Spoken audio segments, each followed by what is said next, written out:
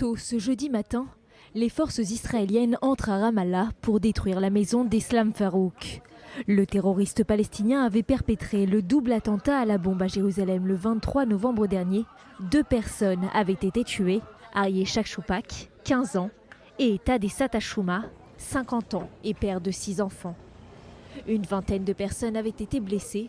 Début janvier, des soldats israéliens avaient opéré à Ramallah pour cartographier la maison du terroriste en vue de la démolir.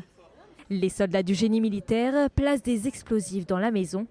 Puis, une grande explosion souffle le premier étage du bâtiment. Pendant la démolition, des affrontements éclatent. Des Palestiniens lancent des pierres, des cocktails Molotov et des explosifs sur les troupes qui ripostent avec des moyens de dispersion anti-émeute et des tirs.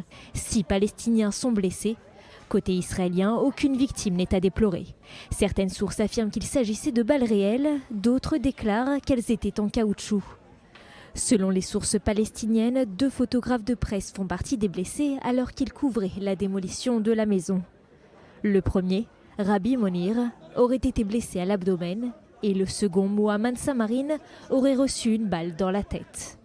Les circonstances de l'incident sont en cours d'examen. Tsahal fait tout son possible pour ne pas nuire à ceux qui ne sont pas impliqués et est extrêmement strict sur la liberté de mouvement et de la presse.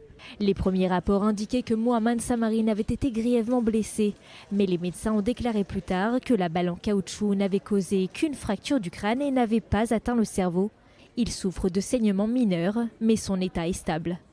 Le syndicat des journalistes palestiniens a publié une déclaration. Nous condamnons la poursuite des crimes systématiques commis par les forces d'occupation israéliennes contre les journalistes palestiniens.